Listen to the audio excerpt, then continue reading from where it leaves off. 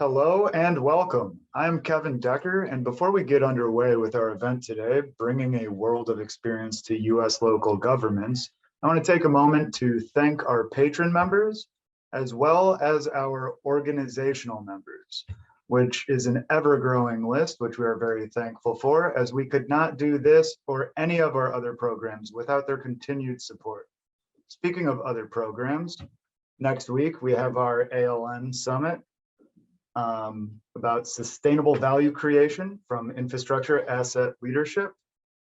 Don't miss out on our programs. We have quite a few of them. Keep an eye out for what's going on March 15th and 16th of next week. On a final note before we begin, I want to point out to everybody that the chat is open, so feel free to post questions and comments there. And now, without further ado, it's my pleasure to introduce Mike Bordnaro, the Executive Director of the ALN. Thank you, Kevin. Kevin represents the growth of the Asset Leadership Network. He is now our Assistant Technical Director, and thanks for that introduction. And we're continuing our series on municipal asset management and learning from our international colleagues. Last week, Ashay Prabhu from ASCETIC gave an excellent theoretical explanation of why asset management, a structured approach to asset management, is so valuable to capital planning and ensuring that your infrastructure assets stay at the highest level possible at the least amount of cost.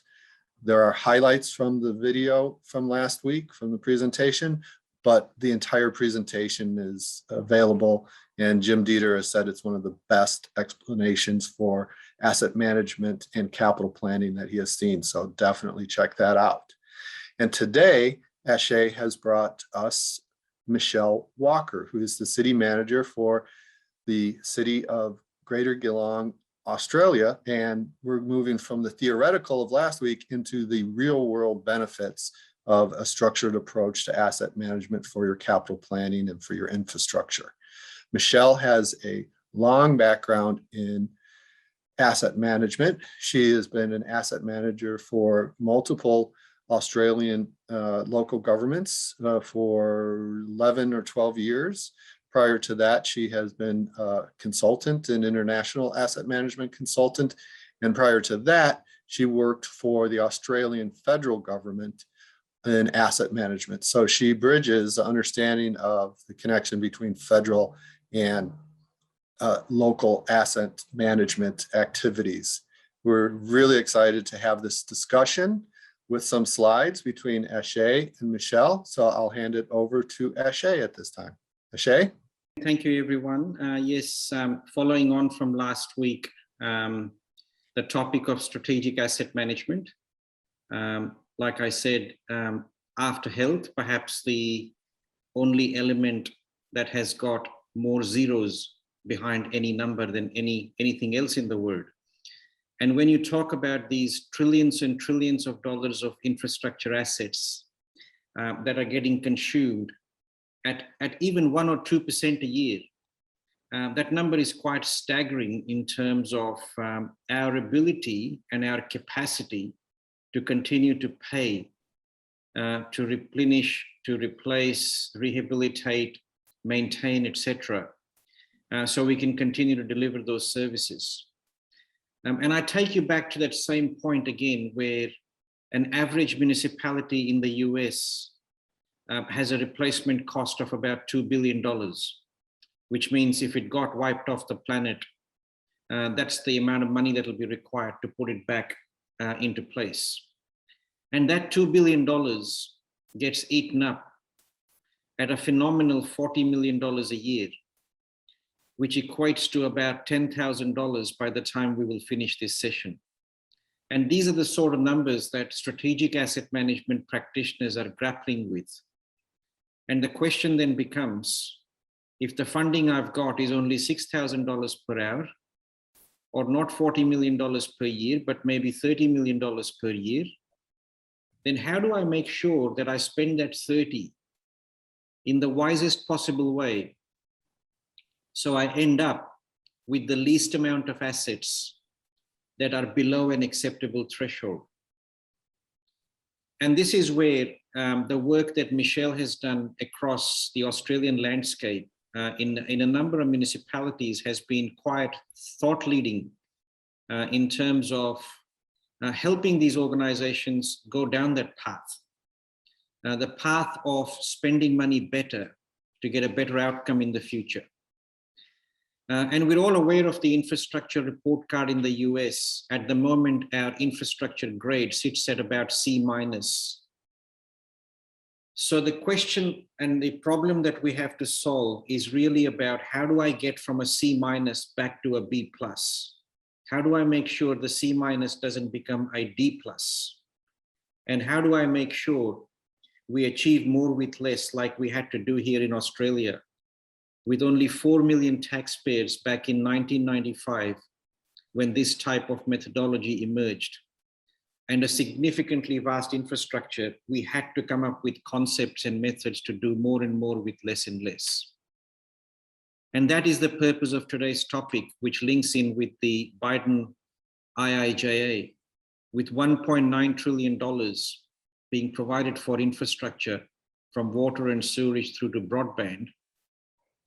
But with a $2.5 trillion backlog already looming in front of us, how do we make sure that that 1.9 trillion is not a money splurge, but in fact is spent wisely to get better outcomes?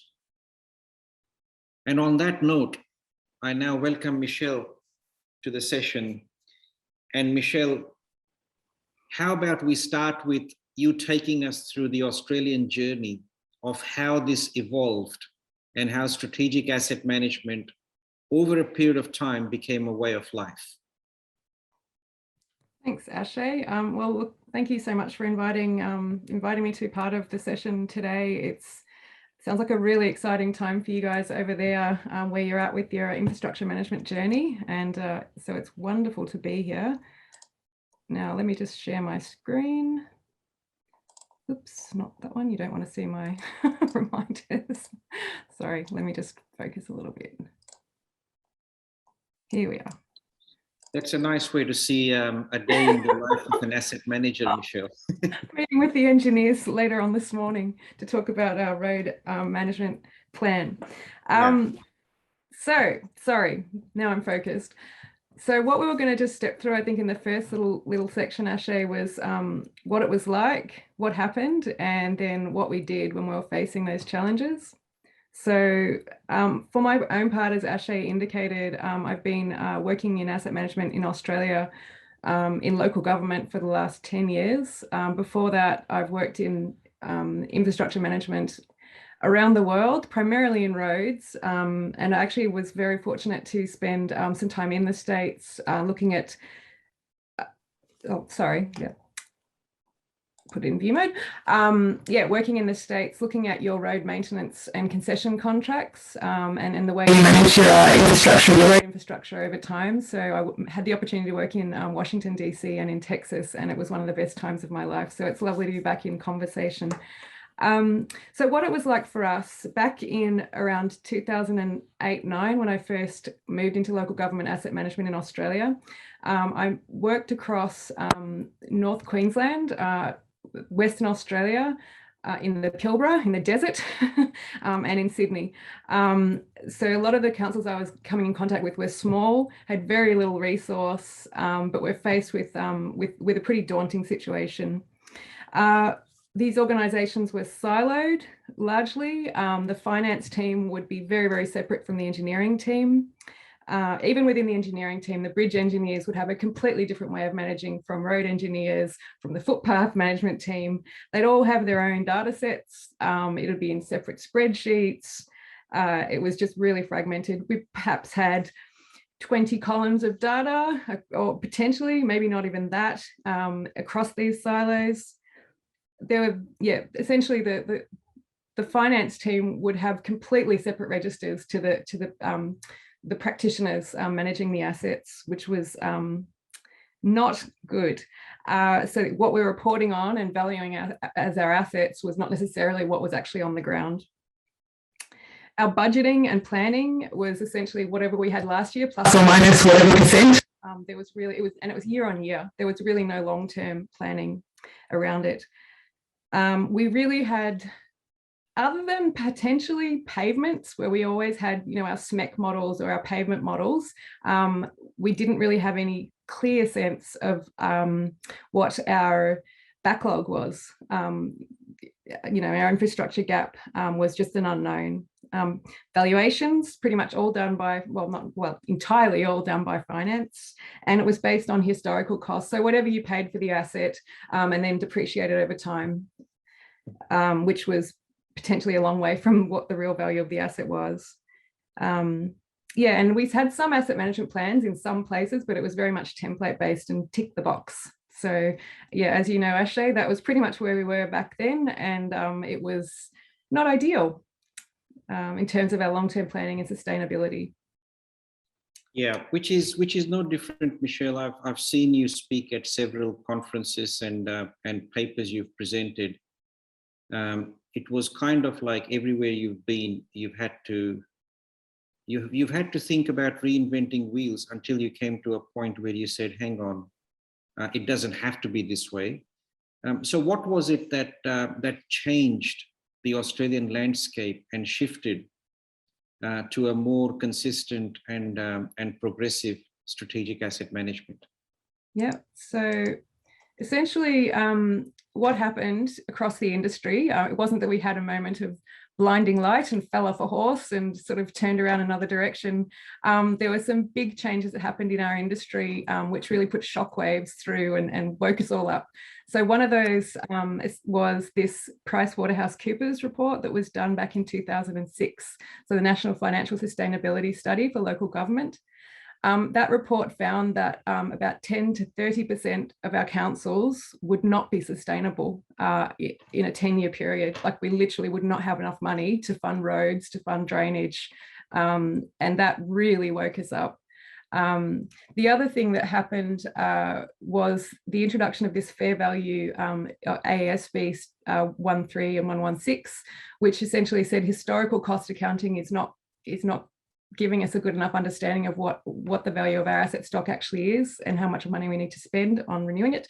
And this, once you change the accounting standards and you activate the Auditor General, that wakes people up as well, because all of a sudden people who are in positions of power, our executive, their jobs are on the line. So that gives them a lot of motivation to focus on things like asset management. So there are other things, but I have to say, from where I was sitting, these things gave me the real would you say authority? The word's escaping me. Anyway, it gave me a lot of authority in my position as asset manager to really get resourced up and get going.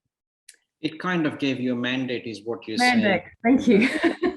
It gave you the ability to have the conversation internally. And for the benefit of everyone, the fair value regulation is really what brought discipline into the asset management arena, if you like, because every local government, every municipality, every county was now required to go and build an asset register. Because if we didn't know what we had and where it was located and what condition it was in, then there was no way we could value and put a number on it. And by default, this regulation led to robust asset registers, in my view, in Australia and New Zealand, which then gave the engineers really great data to then start looking at long-term financial sustainability. Michelle, just back in those days with the PwC report.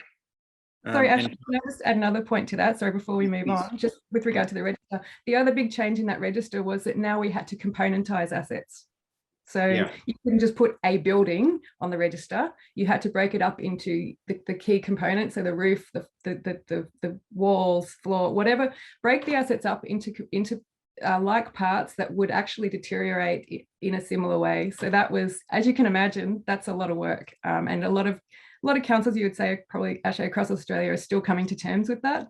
But to actually comply with that standard, it was a lot of work. And the other thing, the accountants could no longer do this in isolation. They needed the practitioners to bring that information together. Whereas before they built a road or what have you, and they could take that from the budget or the general ledger and then just capitalize that in their books. Now they could no longer do that. They needed the project managers to tell them what had actually been built on the ground. So that was a massive change. And I would say, again, we're still coming to terms with that in Australia. Sorry. And it's interesting that Canada has embraced a similar regulation to move to replacement cost as opposed to historic cost. And at some point, that regulation will shift to fair value, is what we predict. And again, in the US, whilst there is no regulation at this point, organizations like GFOA, which is the Government Finance Officers Association, and now work with the ALN, is really promoting 30-year financial planning, not 3 years, and definitely beyond 5 or 10 years as a minimum, so that we all have an estimate of what is likely to happen in the future. So on that note, Michelle, that's great, understanding how regulation brought about some change, willpower and appetite to do good practice brought about change. What did you actually sit and think when you decided about what am I going to do? Did it feel daunting? Did it feel like a uphill task? How did you break these things up into small parts to make asset management work? Yeah, absolutely daunting, and also as a Victorian woman going up to North Queensland, change. Change is never easy for anyone, but I think when your change leader is a foreigner, they'd say in Australia the only good thing about New South Wales is that it separates Queensland from Victorians. So coming in with that sort of context, I knew I had a few challenges, but coming from a background of working around different parts of the world, bringing in change, I had a bit of a background, I suppose, in how to approach that. Sorry, actually, we did also forget this one before jumping to that. With all of those changes that brought about a national approach to asset management, we probably don't need to dwell too much on this one. It just to simply flag that we did, there was a bunch of guidelines and national guidelines and some national leadership groups like the ACAL that came into place. But actually, would we say we're going to have Ben coming on the panel next week, Ben Clark, and he's got a lot of really interesting things and some fabulous work around these guidelines. So we can probably put a placeholder in that to the panel. Yeah, I would definitely encourage anyone to attend next week's summit with Ben Clark on the panel, because Ben's been absolutely phenomenal in bringing these practice notes to life. And these are consistent guidelines, which I'm hoping that in the United States will also be applied for asset management. These were fundamental in moving forward. So, but yeah, back then, the approach that I've really, the basic approach that I've approached this with across time is that asset management is a transformational journey, and it involves processes, people, and technology. And so really just thinking about all of these pieces of the puzzle, not just looking to come in and bring in a new piece of software or what have you, but it's a culture change program. And so all of these things need to be considered. So I knew that it was going to be complex. Local government has one of the most diverse ranges of asset types of any sort of government organisation. And with that, a vast range of expertise in managing these assets. And we had to sort of get all of these people, their hearts and minds, and bring them on the journey with us. It's a journey. So really just understanding that I wasn't going to go in, mind you, I think to begin with, I was perhaps just softened over time. I wanted to go in and change things overnight. I very quickly realized that wasn't going to happen, and it was a journey. So we had to really set up, a 5-year program of the goals we'd hit along the way.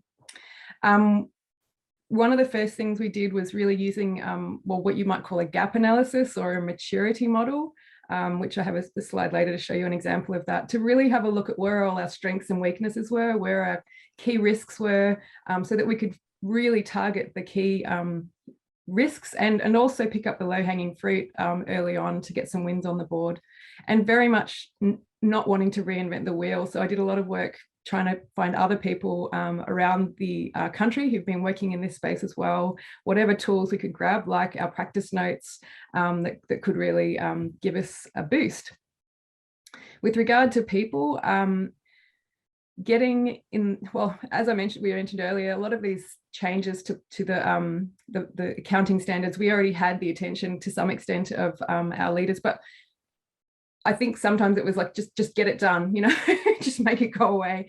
So it was really bringing them with us on the journey and helping them to understand what value this would bring to them. So, and really understanding how to communicate with the leaders. So oftentimes in engineering, you might come up with very complex models and very fabulous data and what have you. They were not, that wasn't going to work. In my experience, that wasn't going to work to drown them with the science. We had to come up with short, sharp messages and traffic lights and high level reporting that would really communicate to them what they needed to know. So things like, you know, your assets are going to be consumed at $1 million a week, which is essentially what's happening in Geelong, gets their attention pretty quickly. And the indicators that we've developed. So how do you communicate with your leaders and win their hearts and minds as well, and keep them on board and loosening the purse strings whenever possible to help to support us. So also the auditors, I wanted to work with the auditors, not just see them coming in once a year as a really frightening process, but it's in their interest too that we do this the right way. So we really worked hard to build relationships with the audit office and bring them, even bring them in 4 times a year so that they could see what we were trying to do and understand the journey. That worked really well. Internal stakeholders, pretty obviously, just really making those relationships with our internal teams has been critical the whole way through. Also key here, I mean, oftentimes you'll go into these organizations and there'll be people who've been doing this in whatever way they've done it for a very long time. So not being seen to be critical of those people, but perhaps just helping to make gradual changes over time. I found working with the engineering teams, they will have an established practice. So I've tried to sort of perhaps leave them be as much as I can and focus on areas where there's really nothing. So I found in my experience, building assets and open space and rec, there'll be very little in place at all. And I found that generally those people tend to be probably on average a slightly different culture, very excited about everything, Ashay, the sports and rec groups. So grabbing those people early and getting some really good runs on the board with them has been very successful. And then the engineers eventually see what's happening and maybe are more willing to look at some change as well. And the external community. And just jumping in, sorry, Michelle, at some point later, I believe you will show also what those communication examples are with the numbers and the dashboards, etc. Yeah, absolutely. But I'm just interested, going back to the auditors, for the benefit of the audience, just to explain who these auditors are and what regulation they come in and check. And what do they actually audit? Because it's something that is not happening in the US at the moment, but something that is happening. Yeah. So every year, our auditors will come in and check our books, check the way we're valuing our assets, making sure that we are revaluing our assets on an ongoing basis, whether that's every 3 years or whatever basis we've set out in our asset accounting policy. So they'll come and do samples of our assets and just double check that the values of assigned are representative and reliable. At this stage, they're starting to get into even wanting to look, you put that asset on your books, show us an engineering drawing to make sure that it is actually representative of what's been built on the ground, so that it's changing and it's getting a lot tighter. So yeah, the auditors, each state government has their own audit office and an auditor general. So that's, I guess, who they are. Ashley, I'm not sure if it's helpful to say too much more on who they are. No, that's sufficient in terms of knowing that the books do get audited. Yeah. And if a council gets a bad mark, which is called a non-conformance or a risk in the audit, then it is not a desirable outcome, which means asset management is not at the right level.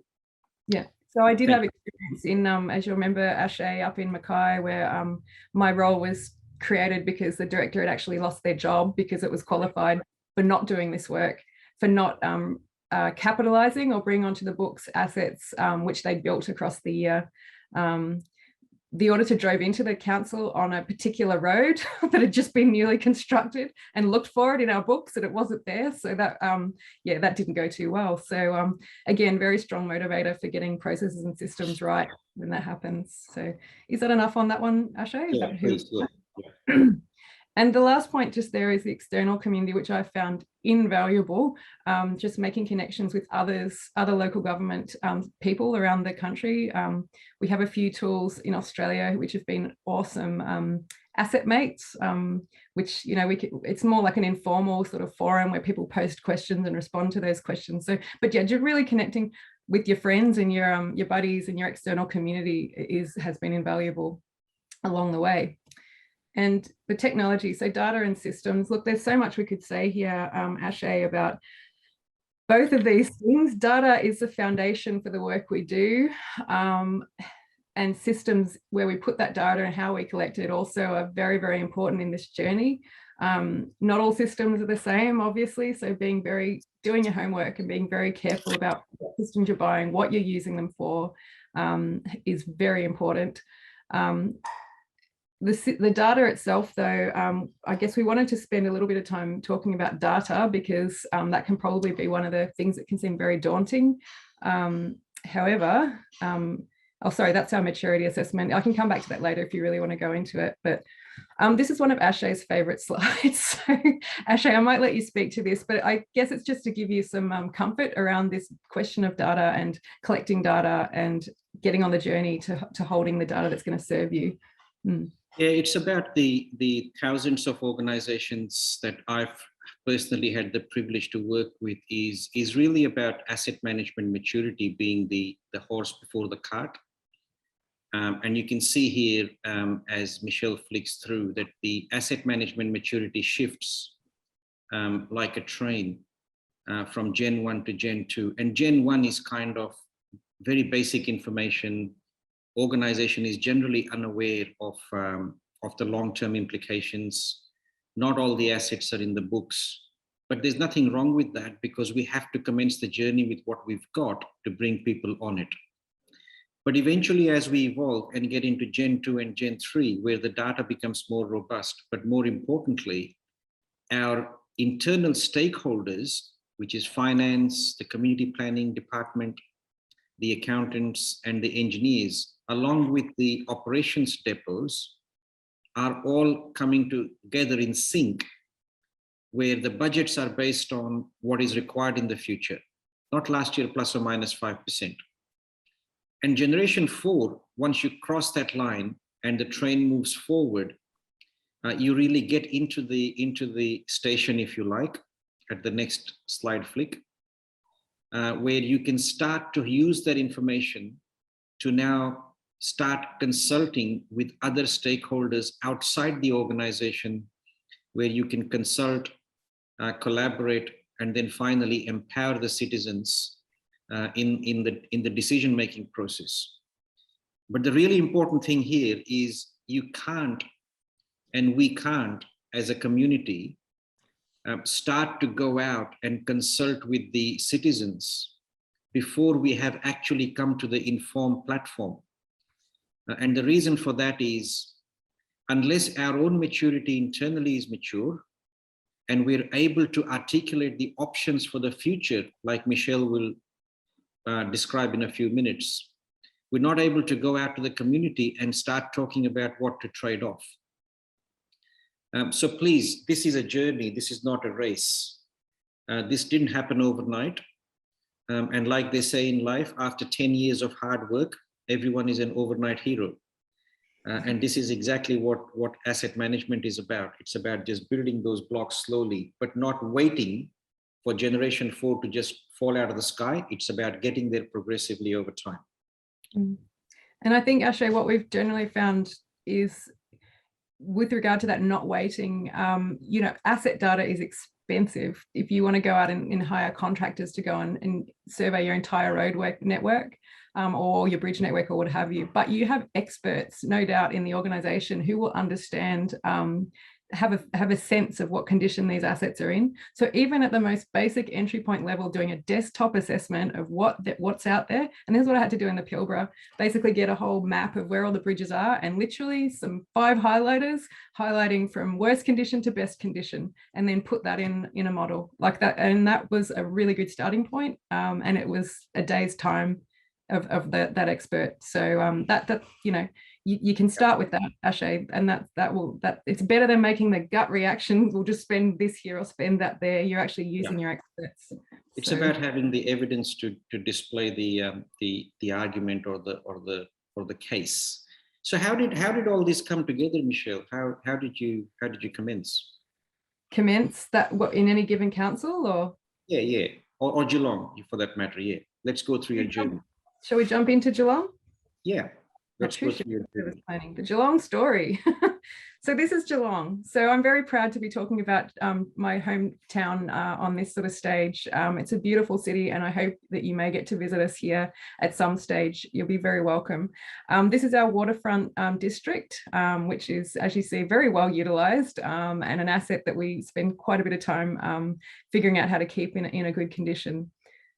Oops, this is also us. This is a bit silly, but I just wanted to put this up because this is us on the weekend. We had some of your boys, the Foo Fighters, in our hometown. So this lady here represents the mood of our city right now. We were very, very excited. And this is actually Cardinia Park, which is home of the mighty AFL team, the Cats. So if you are in town, you must go and see the Cats playing.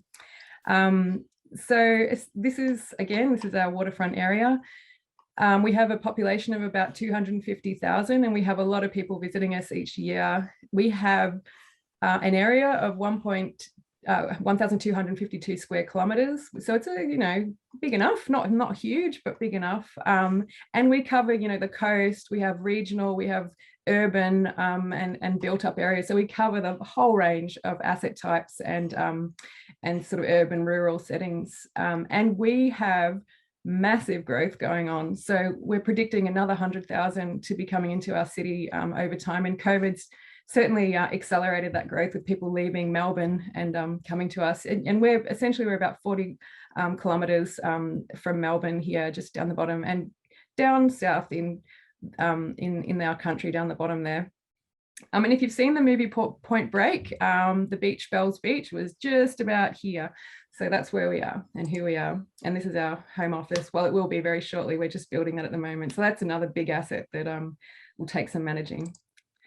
So our story really is a bit of a rags to riches as far as asset management's concerned. So back in 2016, there was a lot of those issues I was mentioning earlier had been observed, and we had a commission inquiry on the city.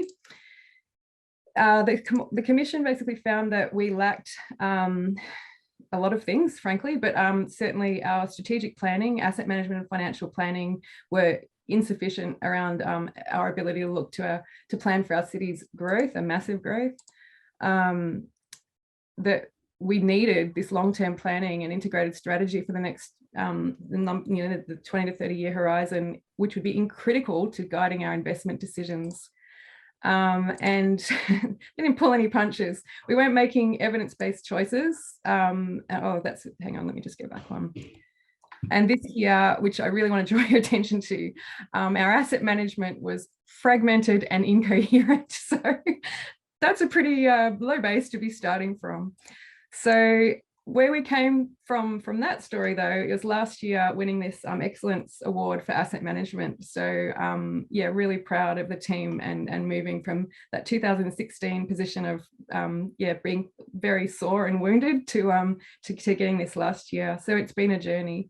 And the reason I put this up here is not to sort of boast, it's more to say it's possible to transform. So what we have, I suppose, what we've come to a position of is having all of our assets in the one system, on the one platform. We can look across all of our major asset classes and we can tell the story. We have $1.3 billion of assets. Our renewal budget has been around about 28 million. We have a backlog, so our assets in very poor condition is around 1.1%.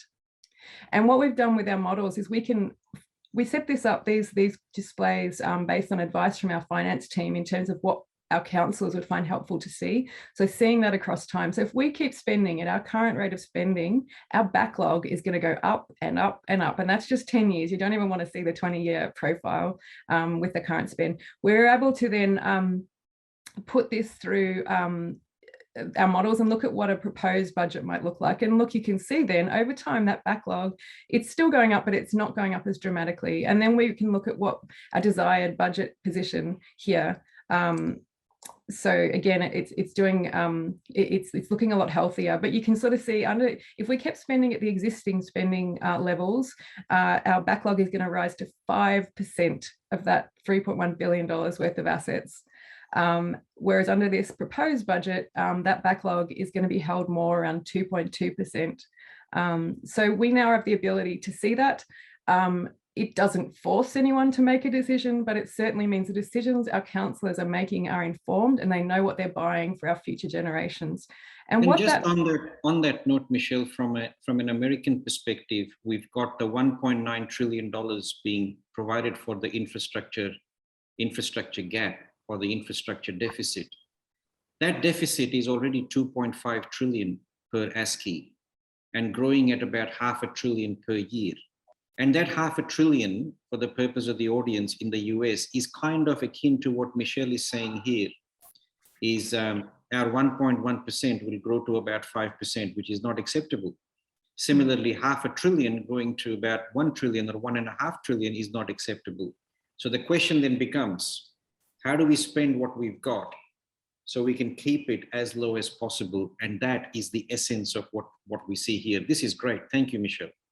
And I think the beauty of this is that we're not going up with a highly complex model on road pavements or on bridges or on anything really. We're just giving them a really bird's eye view so that that can inform the decisions. And we can also show them, what does this look like on the ground? So if we return to our waterfront area that I was just showing the photos of before, this is our current state. So this is, from the bright green is condition 1, brand new. It goes through to cherry red, which is at end of life or certainly approaching end of life. So this is our current state. Now, if we keep spending at that rate of spending in 10 years' time, this is our beautiful waterfront. You would not dare to go walking out on the pier. You'd fear for your life. It's not a good position to be in. And that's, if we keep spending at that level, that's where we're going to be. Now, if we spend our proposed budget, look at, it's a whole different world. So we can give them this information, which they love this graphical stuff. They can make it real. It's not just a graph, it's actually a visual representation on the ground of their prized asset and what's going to happen to it if they spend under different scenarios. So that's been really helpful for them to come on the journey. So how have we come to that position?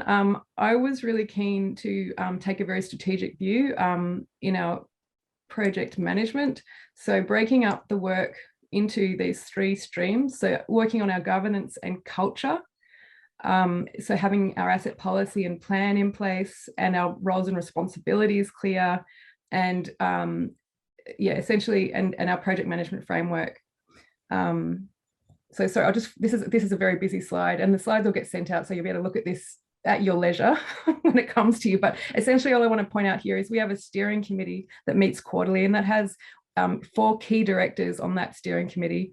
We have a project management group that meets fortnightly with the key managers coming to that as well. And we have these project teams working across the different key pieces of work. So we have a really clear structure around how we're tracking with the work we need to do. And we have dashboards for the deliverables of each task. Life cycle and long-term planning. So this is our modelling. This is our modelling that we've put in place, our strategic models that then inform our asset management plans and our asset management strategy for 10 years, which is all mandated now in Australia under our Local Government Act, which is coming into play as we speak now. So that's our life cycle long-term planning, and then information management. So this is having comprehensive, consistent, reliable and accessible data. So having a data governance framework in place and systems that are transparent and accessible by everyone in the organisation, and making sure we invest in this in the appropriate best ways. So that's our strategy essentially. When I first went into this role, it was just a really quick sort of plan that we put in place across, I mentioned that you want to look at least a 5-year window, and looking at our maturity journey across in some of the key areas across those 5 years. So just giving people a clear, framing people's expectations really about what we could achieve in that time. With regard to information management, we broke our assets into 4 broad areas. So civil infrastructure assets, our social assets, corporate assets, and environmental assets. Environmental assets, well, I probably don't need to tell you like how this is, with climate change and so on, the focus on managing our environmental assets has been, they haven't really considered themselves in an asset management framework probably ever. So this is a work in progress, but really trying to, as you see, TBD, trying to get clear understanding of what our values are here. But the key areas we've really focused on, where the bulk of our value is, I would say this accounts for at least 2/3 or more of our asset value sits in these 2 classes right here. Civil infrastructure assets, as I was mentioning earlier, we've had quite a lot of data and quite a lot of history of practice. Asset management in Australia has really been seen as an engineering function, and there has been some good practice in this area. This area, the social infrastructure around buildings, our open space assets, arts and culture, we're not allowed to call them assets in arts and culture, we have to call them objects. But essentially they're things that have a value and we have to manage them. So, and then leisure and rec. So as I was mentioning, focus on the doors that are open for you a little bit. And this door was stay away corporate asset management. We're all good. So we thought we'd focus primarily on this area to begin with. And then hopefully these guys would warm up over time, which they have in fairness. So with regard to this, we had so little data and we had, just not a lot going on in that space. So this is just a quick representation of our building assets, for example. So these blue little things here are the databases. So just to give you an indication of where our building data was sitting across all, like in the GIS, in this system, Casimo, SPM, like just was all over the place. And so there was a lot of work to try and bring that all together, which actually this is a classic of everything in the world at the moment, where from Microsoft Excel to Access databases to SQL servers to GIS, the data is very spasmodic and incoherent, if you like. But it's not rocket science, is it, Michelle, to kind of come up with a data framework that is cost effective and doesn't have to boil the ocean? No, you just want to get some really good database analysts on board and build good relationships with all the people managing these different little pots, so that you can understand why they're using it, because everyone will have their own lens. Obviously, Ashay, everyone will, like the guys using, this is around social service planning, this system here. So they hold particular attributes on our building assets. The engineers have no interest in. SPM is used by our facility managers. So they have particular things that they want to keep the integrity of that data. And so getting people to move away from these things is so much about getting their trust that you're not going to compromise anything they've been doing in these individual databases or spreadsheets. And that doesn't happen overnight, but it is possible. So this is kind of where we're coming from. The other thing that I just wanted to mention was we tried to be creative in how we would access money. So one of the silver linings on the COVID cloud was we managed to access state government funding, $1.2 million, to bring in people who had lost their jobs through the COVID time. And so we brought in 33 staff that we could use to pick up data. So we managed to go out and pick up data on all our open space assets. They picked up data on about 3,000 kilometers of footpaths. It was quite extraordinary. These were people who had no background in assets. And so that was very interesting. So we had this fella here, Dan, he was a Qantas pilot who came and drove our databases for a while. Legend, fabulous guy. And this fella used to run a pub, so just bringing in, and we had, this lady was a swim instructor. So bringing in these people to come and help us to collect our data, it just took us on a quantum leap, really. And obviously you trained them in your methodology of condition assessment. Yeah. There you go. Yeah. We put together, and look, I'm an engineer, so don't look too closely at spelling. The content, the spelling may not be correct on the front cover, but the content was solid. So we put together really very clear guidance, because obviously they could be running around picking up data and it's rubbish, you know, so we wanted to make sure the data governance around that was really solid. So we had these people who are coming new, picking up things in a consistent, reliable way. So oh gosh, it was a lot of work, but we put together these methodologies and business process manuals to really guide and train all of these people. So that was just one example of how you can be a little bit creative and scale some of these mountains that can seem insurmountable. It's possible.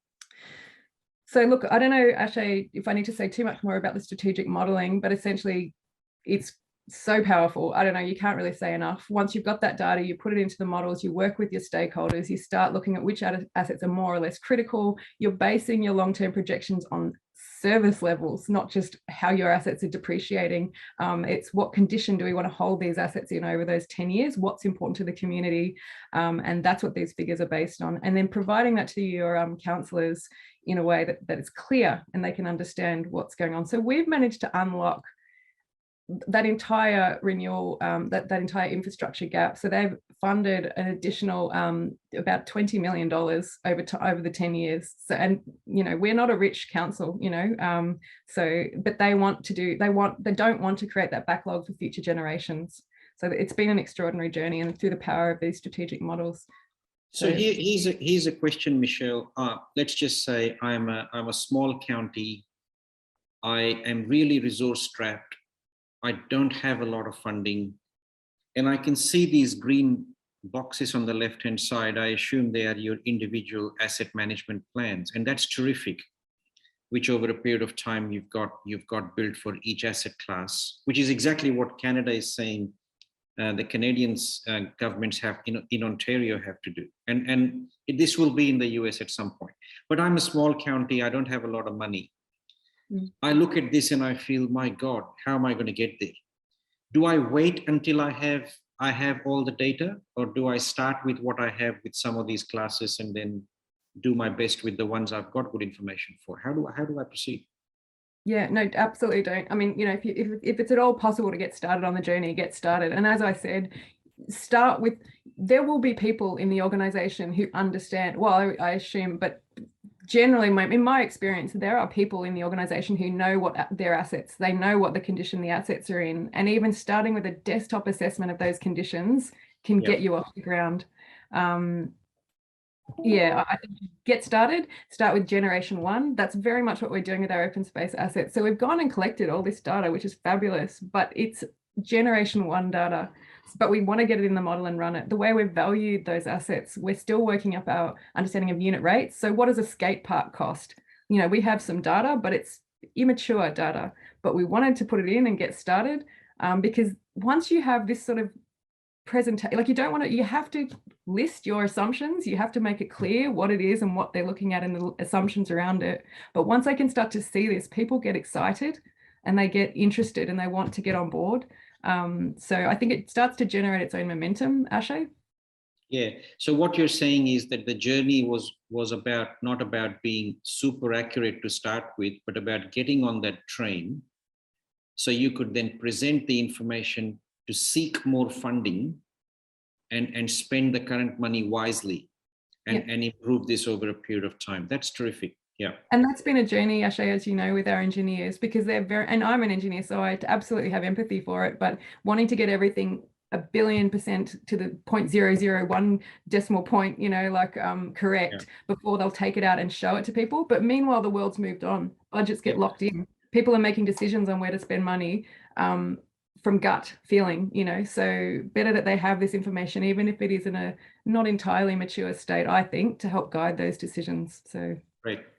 For my 2 cents, it's a journey with the engineers as well, because that's not a comfort space for them to be in. Yeah. Now look, this is a lot of information here as well, but what we've done with our models now, so take a deep breath. I get a bit excited about this stuff. It's been a journey and it's very exciting because culturally this is massive for us. So these pieces down the side here, we have community engagement that's going on now on our requirement under the Act. We have our strategic modelling process that's done with our different asset managers and asset owners. We have a budget process and long-term financial. The Act is requiring now that we have a 10-year long-term financial plan as well. So these two pieces are owned by our finance team. And the asset handovers. So whenever we build an asset, that information goes into our register, and asset accounting processes are there as well. But what we're trying to show with this is each of these pieces in any given year, this is how these pieces flow into each other, so that we can provide the information to the accountants as and when they need it, that can drive their processes. So this is very much, we're literally discussing this at the moment. So you'll see a few spelling mistakes there as well, because this is literally what we're trying to form at the moment. What will our given year look like under the new Act with all of these tools, giving people the information they need? And I just wanted to put this one in because this is literally a meeting last week with our team. So we have here, we're all talking about our renewal gap and our proposed budget across the different asset classes. So in this room, in this Zoom room, you had Narelle, our financial reporting manager, Travis, who's the manager of property and procurement, poor old Sean there. Look, here's our engineer. He's looking a bit worried, because some of his money is getting diverted into open space now. Kate from social planning and infrastructure. Here's our chief financial officer, Karen. We have a communications manager there because she's trying to develop our corporate knowledge around how do we communicate all of this across the organization and outside the organization. This fella here is with our corporate strategy team, sports and rec, and Sean gets another billing there. But I guess I just wanted to show this because now we have tools that all these people can be in the one room discussing what's coming out of these models and making decisions about how our budget's going to look, which I've never seen this before. So this is really exciting stuff, Ashay. It is quite game changing in terms of how the different departments are coming together in terms of better decisions. Just on that, Michelle, just in terms of summary, this phenomenal 4-year change, the experience you've been through over the last 20 years in 5 different municipalities, where everywhere I've seen you bring about that change, what would be your advice to some of the counties or all of the counties and all of the cities in the US when they start embarking on this sort of concept? What's your fundamental advice? Yeah, so I think don't be scared to spend a bit of time putting a strategy together. That's my very much just sit down, think about where you are, do your gap analysis, do your maturity assessment, and put a strategy in place and communicate that to the organization before you even get started. But essentially, don't be daunted. Like literally this journey we've been on, it's been, I would say, actually, even the majority of the work's happened even in a 3-year period. So it's possible. It is possible. So I guess, yeah, transformation is possible. It is a journey. You're not going to do it overnight. And just don't be daunted. Just have a crack, as we say in Australia. Have a crack. Get on board. Phone a friend. You know, I don't know if that's an expression you're familiar with in the States. It's from a game show in Australia. You get to phone a friend if you don't know the answer. But look, please include, I know, yeah, Ashay, include us in your friendship group. Like we're here to help you if we can be of assistance, but just reach out, get help from others who are in your boat or maybe a few steps ahead. Yeah, and Ben as well, who you speak to, I'm sure he'll be more than happy to be on the end of an email or what have you. Yeah, keep in touch with people. And look, I had to end with the Foo Fighters because I'm still a bit excited about them being here. But yeah, like one of their songs there, I don't know if you know them at all, but Times Like These, we're under a brand new sky. We've got a brand new sky to hang the stars on tonight. And we can be a little bit frightened at times and want to run away. But in these sorts of times, at these sort of thresholds, we really learn how to live. So yeah, thank you. Thank you, Michelle. The biggest takeaway for me in this, Mike, from an ALN perspective is 3 things. One is the templates and the toolkits that the Institute of Public Works Engineering has done, IPWA, which Ben is a champion of. They already exist. There's no need to reinvent the wheel. And the second one is communication, which Michelle brought about quite nicely to say, there's no point holding this data close to your chest as engineers if it's not communicated in a way that the different stakeholders can appreciate. For the accountant, it might be depreciation. For the finance manager, it might be the long-term financial plan and the budget. For the engineers, it might be about what is our backlog. And for the councillors and the board members and the elders, as they're referred to in some cases, it's really about long-term sustainability. But it's presenting that story in a way that people can understand. So they support this journey, I think, is absolutely critical, coming from Michelle's message. And Michelle, thank you very much for bringing it together. And it's a real privilege to have you on the panel next week. So Mike, I'll hand it over to you on behalf of ALN. Really, really appreciative of giving this a go.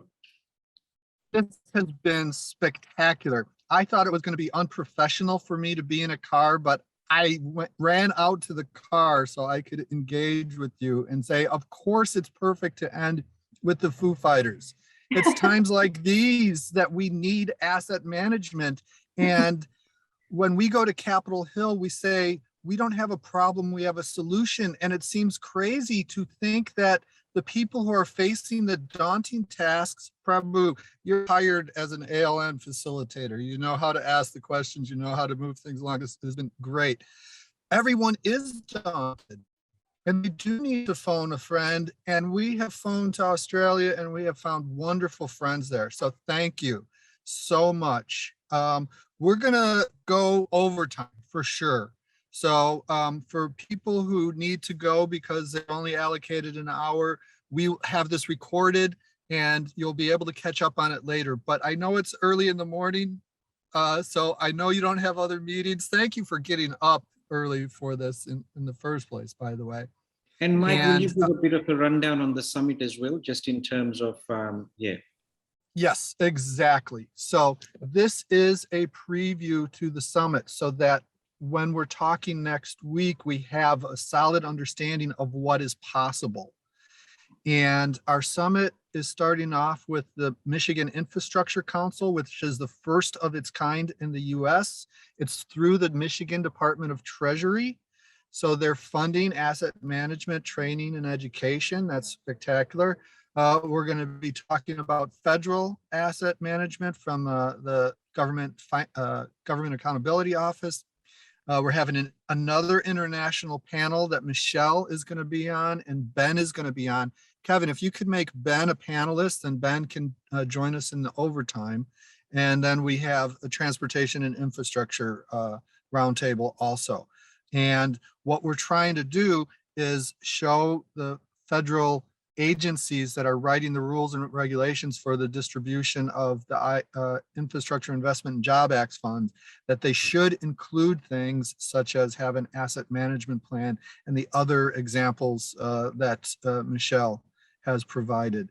And Michelle, you're absolutely right that Ben's joining us now.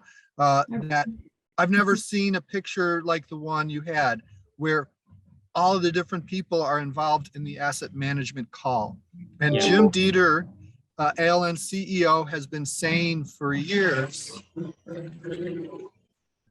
sorry for the Harley that just went by, but has been saying for years, if an organization starts its asset management journey and gets together, its head of fleet, its head of facilities, its head of IT and personal property, that it may be the first time that all these people have met. And your picture, I'm sure they have met each other before, but illustrates how this is a enterprise activity. It's not something that's off into a second or a separate division. I think so. Just go ahead, Michelle. Oh, just on that front, that because the road engineers had always fought for more money for their roads and renewal of their roads, but when they can see that their backlog is, I don't know, at 0.2%, the backlog on buildings is like 10%, all of a sudden they have more, I suppose, empathy, you could say, and willingness to allow some further budget to be diverted back into that area. So whereas before it was just that very fractious, I want this, I want that, it actually opens up a bit more understanding of the pressures that the different areas are under. So that was, this is new. This is new. Well, and then Michelle, your dedication to this for so many years across so many government and organizations is admirable. And Ben, we met you at our January roundtable, and like I said, you're going to be in our summit next week. But you've been at multiple municipalities also. Can you share what you have seen that's common from that you identified in Michelle's presentation, things that you said, yes, she's addressed problems I've seen over and over and over? Yeah, thanks, Mike. Definitely the disjointedness. I think every organization I've been in, when they're starting the journey, it is everyone's in silos, worry about their own specific data sets, their own specific infrastructure that they're managing, whether it be roads, pathways, buildings. So that seems to be the common thread no matter where I've been. And as you gain that maturity and you work through the process, you then start to see that those silos are broken down and they come together to be one large infrastructure management group. You might be the roads asset manager, but you're a part of a bigger infrastructure management group that are making decisions holistically, not in isolation of each other. And once you move through that journey, then that's when you see the real change. But yes, definitely the lack of data at times, or the lack of clear data that's accessible to everyone is a common thread, along with the silos. And I think that they sort of come as a part of each other. If you've got silos, you're going to have disjointed data that's held in their own specific databases, spreadsheets, whatever it might be, within their silos. So if you can break those down, start to share that data, the decisions become easier. Well, I would like to mention something that hasn't been here, but I know is a drumbeat. We don't like to overstate the importance of ISO 55000 and ISO 55001. But in this case, I am going to mention that the first to do is ISO 55001 4.2, which says 4.1, which says you shall have a strategic asset management plan that reflects your organizational objectives. And that means you are establishing a mission-based enterprise. And when you are mission-focused, you break down those silos, and everyone's got to understand that working for the team advancement, not for their own individual fiefdoms. And Michelle, can you talk a little bit about how ISO 55000 provided any guidance for you? I would say it's certainly provided guidance. I've seen councils who've tried to become actually get compliance with ISO 55, and that's one way to go. I think probably the councils I've been in would have probably seen that, particularly where we are now, is a bit of a bridge too far at this stage, but that we use it as more like an aspirational, getting things in place and the principles that are in there to build that into our policy, but perhaps just to use it more as guidance at this stage, because it's very, very solid document, and it's a very, very helpful document to guide what you're doing. Yeah. Ben, what have you seen, Ben? Oh, okay, Ashay, and then Ben. No, I concur. Everything that Michelle said is a guidance document, explains the system really well, shows on the pyramid where the asset management plans will sit compared to the asset management strategy and the policy. And again, with the templates that are coming out of the IPWEA, it just becomes a really smooth journey to get there. So and that stands for, again, I don't have that one down, Pat. IPW. Ben can explain. It's the Institute of Public Works Engineering. Thank you. And really doing a great job even in Canada now to fuel asset management into the community. Yeah, I think just on the ISO 55000 stuff, as Michelle touched on, I think it provides a really good guide and something to strive for. It can be a little bit daunting, and so I think that's where the importance of just starting the journey happens. It's not, because if you look at ISO 55000 to be accredited, it's a significant piece of work that takes a long time. So it's not, that's the end game. That's where you want to be, and that's what you use to guide your decisions and what you implement. But it's really about starting and having that as your aspirational document to then really drive the change and move towards that accreditation. But don't be scared to start. Yeah. Great. And then Ben, you want to emphasize any of the other points that you heard Michelle make? Yeah, so I'll touch on it next week in the panel session, but the importance, and I mentioned in the comments that Michelle touched on the, using people that may not necessarily have a background and skill set in asset management or assets, but there's information out there that you can actually look to be creative with the resources you use to help you get started to start to collect that data. It doesn't have to be a high-paid engineer or a consultant that collects the data. You can use, providing you've got a clear program of what you want it to do. So, and there's practice notes out there that cover off on what condition orders need to be done. So what sort of condition, what makes our condition 1, condition 2, condition 3, etc., and use that as your basis. So be creative with how you collect your Gen 1 data. As we said, we're not collecting really detailed data at Gen 1, but it's just having that spatial location and some information about it. So being creative with how you do that can actually save you significant money and just make it more efficient and streamlined and get you started quicker. So, Michelle, you had a slide up where you mentioned that Ben had been working on some of the things in that. Can you share your screen again and go that so Ben can give us a little more detail on those items? No, Mike. You can't share No. Pardon? Can you share that again? Yeah, let me just go. Sorry, I'm just teasing you. As we like to come over here. Oh, very good. The practice notes, I think. Yeah, let me just go back to it. Oh. Yep, there goes the train. There we are. Yes. Yeah, so thanks, Ben, Michelle. Yeah, so as you can see there, one of them is called condition assessment and asset performance guidelines.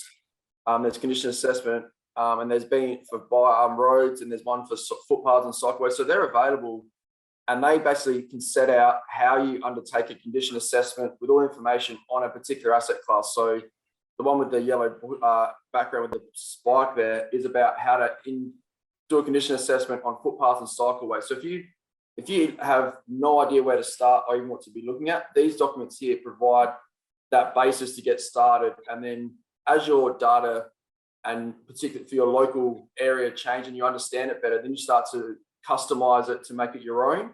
But this is a really good starting point for organizations and some regional organizations in Australia that don't have access to a significant resources to be able to build their own condition assessment guidelines and those things. These are their bread and butter. This is what they use. They don't even edit them. They just use these as they are, and that's how they undertake their asset management. So there's no need to reinvent the wheel everywhere you go. There's resources out there. It's been done previously. It's just leveraging those resources, knowing what the resources are, and then getting some buy-in within the organization to say, look, here's something we can already use. Let's get started. We then reevaluate and build on that as we go. And Ben, these are available electronically, aren't they, as well as hard copy? Yeah. Yeah, they're available for electronic download. I am going to reach out to both of you to get links to some of the great information that's provided here, and we'll make that available as part of our Learning from Australia package that we will put together, because what we've done already, as I alluded to earlier, is reach out to the insurance industry and say, U.S. insurance industry, you don't have to reinvent the wheel. Look at what Australia is doing. Talk to your colleagues, and that's starting to happen already. So thank you all. I'm not ending yet, but I'm just thanking you right here. It's having an impact already in the U.S. And people might wonder why, Australia is wanting to impact the U.S. Well, I lived in Singapore for a while. I was the Singapore correspondent for the Electronic Business Age, and I learned everybody keeps an eye on the U.S. because what happens in the U.S. is affecting the entire world. So it's in Australia's interest to have the U.S. manage our immense amount of assets better. So if anybody's questioning what's going on, and sure, there's plenty of business here, but there's so much need and demand. We need everyone to be getting in on this. So Ashay, you haven't really, I admire your approach so much. You are not promoting your business at all in all of this. You're just talking about what is working. So without promoting your business, can you talk about some of the common threads that you saw Michelle identify that you know Ben has run into, and talk about how modeling assists these decision-making processes? You're on mute. Yeah, it's really about the strategic asset management context, Mike. Okay. And that's why I love to be a kind of an evangelist, if you like, where it's really about getting the fraternity and the community to participate and share and grow, because it's a common problem. Infrastructure deficit is a common problem because it is not going to go away simply by throwing stimulus money at it. And it is going to creep because it is not static.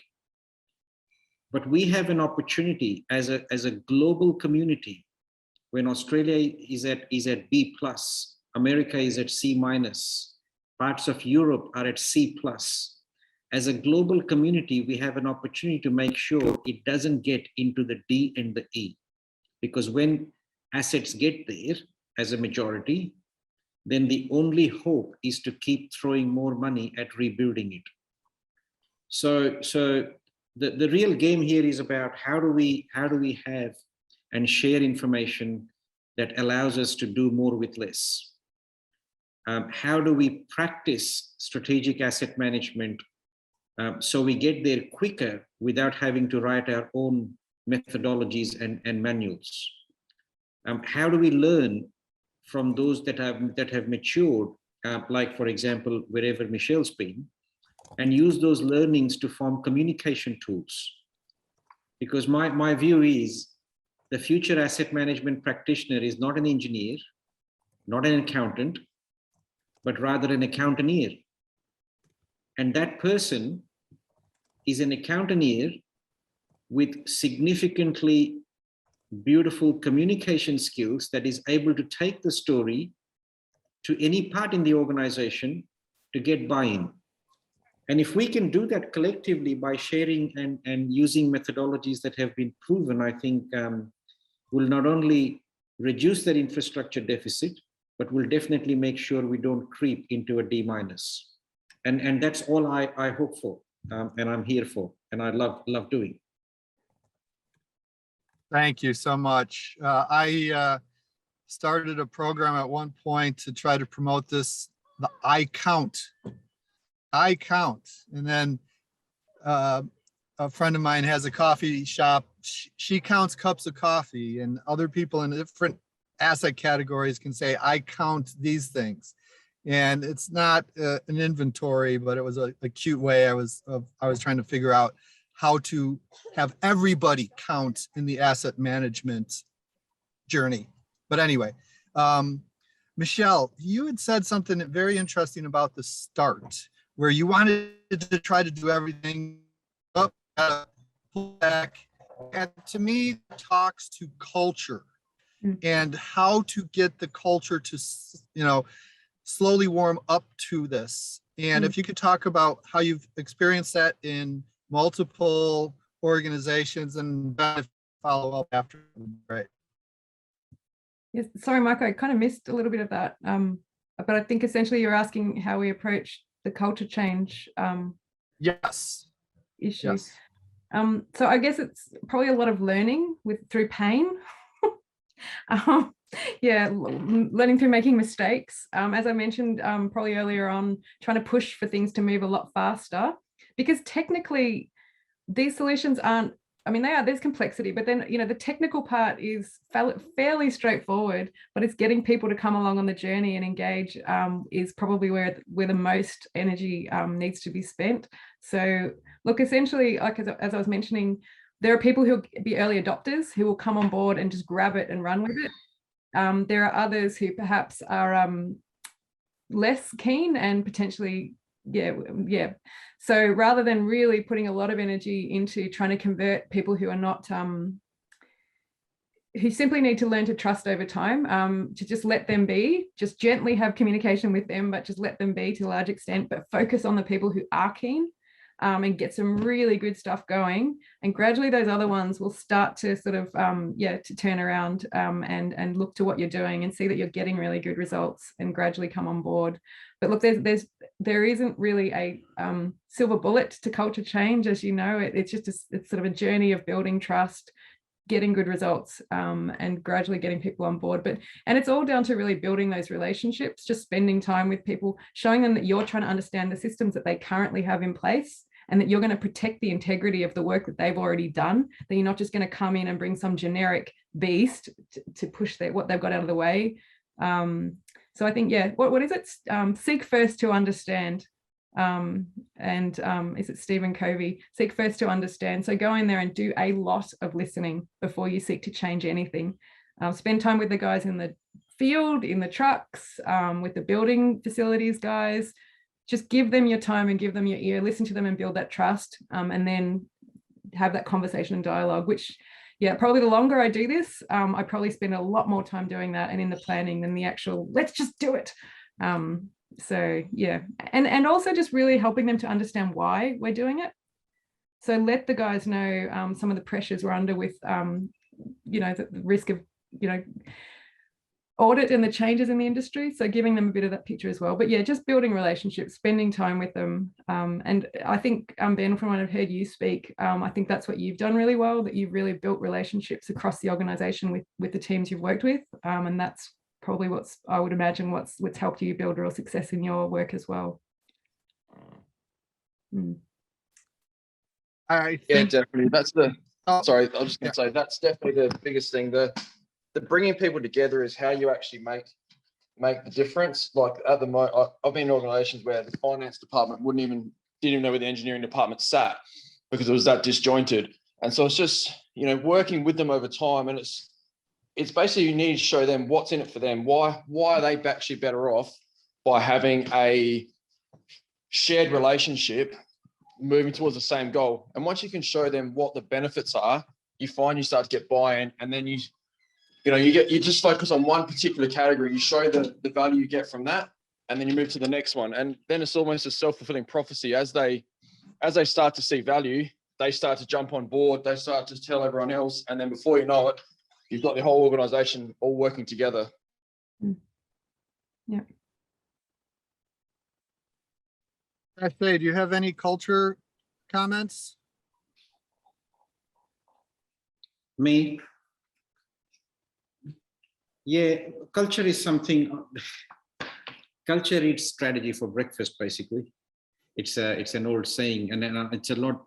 I know it's a bit jargony, but really it is about, unless there is that appetite and desire with an objective that talks about fostering a culture that believes in long-term planning. And by long-term, I repeat, not 3 or 5 years, but really 10 plus. And perhaps all modeling should be done up to 20 years, because these are long life assets. Unless that culture is fostered and we are willing to shift from the traditional budget-driven thinking to a service level option thinking, which means we've got the data, we've got the evidence, we now know what will happen if we spend money differently. And you saw in Michelle's waterfront assets how Geelong were able to demonstrate to their council what the impact will be if they spent money differently. Do we end up with a lot of reds in one scenario compared to we can get it greener than what it is now in another scenario? And when you put that sort of information driven by a culture of wanting to shift the paradigm, then asset management becomes a way of life. Otherwise, the risk is it becomes a reporting tick box, often dies off as a project in 2 or 3 years. So that's why I keep coming back to, again, how do you induce that culture? You induce that through really good communication and strong leadership at the top to embrace it. But I think it's one of the most fundamental things that Michelle touched on, which was the culture of the organization. Excellent. And then to wrap up, can each of you talk about the relationship with your federal governments and how that has helped your situation? We don't want to focus on the negative sides. If you can give us some examples of how the national legislation or national efforts have encouraged you or supported you on a local government level. Michelle, can you go first? Oh, go ahead, Ashay, you go first. Yeah, it's kind of it's a consistent theme here because it happened over a period of time. So 2007 was the ACOG, the Australian Centre for Excellence in Local Government, through the then Prime Minister Kevin Rudd, introduced what was Australia's first NAMAF, National Asset Management Framework. And that basically required local governments to have a sustainable long-term financial plan. And that framework was then adopted by each state and devolved into their own mandates or regulation or policies to start with. So for example, New South Wales, which is a state in Australia, created a sub-framework called IPNR, which is Integrated Planning and Regulatory Framework, which said the same things. You must have a long-term financial plan. It must be linked to your service levels. You must do the best you've got with the available money. There must be governance and accountability. The same plan in Queensland was called Backroom to the Boardroom. And in WA, they had their own version of the IPNR, Integrated Planning and Reporting Framework, which again was identical. You must consult with the community. You must have asset management plans that are based on evidence, etc. In Victoria, very lately, which is one of the most advanced ones now, the Local Government Act came out with a legislation, not just an act, came out with a legislation that requires all local governments to have an asset management plan or the asset plan that goes up to 10 years with a long-term financial plan component. And that's kind of created a shift in the game. So these federal to state to local journey has been over a period of 10 years where policy has become regulation, and in some states that regulation is now legislated to the point where a number of states now have what are called rate caps, which is again a regulation. And rate cap means a local government is not allowed to raise its rates above the CPI, which is like an inflation factor, unless they have evidence through an asset management plan that justifies why that rate rise is required. In very simple terms, what it means is from an accountability perspective, your community will only pay extra if you can demonstrate that it is in the best interests of the community. So that's how asset management is now being regulated and legislated throughout the base.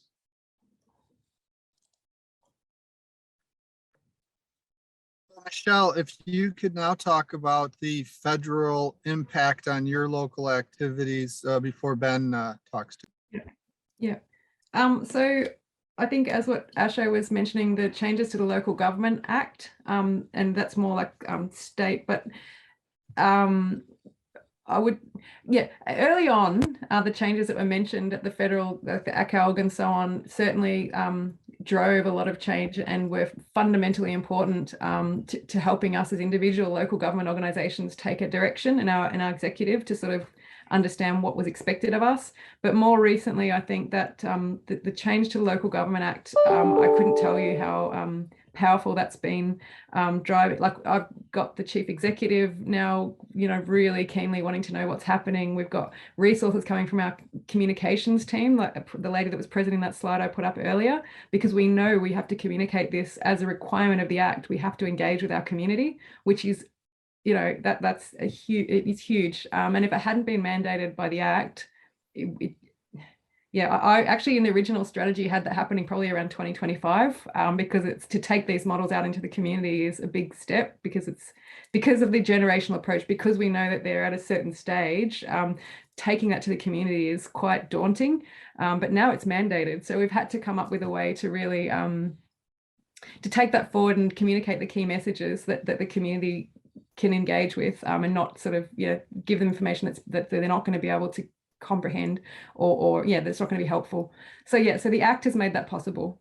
One of the things that I would I guess like perhaps to explore further is even more guidance around our indicators, Ashay. Like our sustainability indicator is the main indicator that we use, that we report on, which is really just what we spend on assets, determined by the depreciation, which is quite an artificial financial concept. But we now have through these models our renewal ratio, which is much more representative of, as asset managers, as to how healthy our asset stock is and how well we're performing. So working with sort of the authorities, I guess, to understand these different indicators and what we should be targeting as an industry, getting some more guidance around that, I think would be really would be extremely helpful, so that we can benchmark ourselves against each other and understand what good performance is and what we should be targeting. So I think it's very helpful. But I think even in the absence of that, we work together informally. So that's but it's always good to have it more formalized to give us a bit more impetus to talk with our executive. Yeah, and there is a lot of federal funding also coming from, which Ben might be more aware than I am, which is funding for organizations and agencies to write asset management plans. There was funding that came in to actually collect data. And I am aware of similar municipal funding of about $50,000 per municipality in Canada, or up to $50,000 on any activity that is asset management related. So some organizations use that to write their plans. Some organizations used it to collect data, or buy CCTV cameras, etc. So there is federal help globally coming in that regard as well. And in the US, the Michigan Infrastructure Council is giving free training to infrastructure asset owners. So it's not a federal, but it's a state level going down to local government. Ben, what have you seen? So they've touched on the first up federal stuff helped to sort of force the change, and then each state's kind of leveraged that. So I won't go into more on that, but I think there's a number of communities of practice within Australia that help to support each other. No one's trying to do it in isolation, and I think that's important. So we lean on those communities of practice through IPWIR and other organisations that bring all of the asset practitioners together and work as groups rather than in isolation. And the use of there is money around for data collection that the federal and state governments provide. So being aware of what's out there in terms of funding can actually help you to start your journey quicker through funding that you don't have to find yourself. It's through other funding means. I've used funding before for data collection that I've got received grants and other funding that's helped to mature my data quicker than I would have been able to had it not been for access to stimulus funding. So, with the huge amount of stimulus that's coming into the US, it would be, great if that could be used for, one small percentage of that was used for asset maturity and those things, not just for building new or replacing. In past legislation, there's even been money for education and training. The MAP 21 was for transit, and they had $1 million in there for training, so that was great. Well, this is an excellent build-up for the summit next week. Michelle and Ben and Ashay, we're going to sneak in the panel or two, but I wanted to let you all have a more detailed presentation that you can reference back to, so we can force people to kind of start educating themselves. You don't have to say everything that you said this time in leisure. You can just provide kind of cliff notes And we'll get those links to the documents together for the summit. And we'll be able to share that type of information.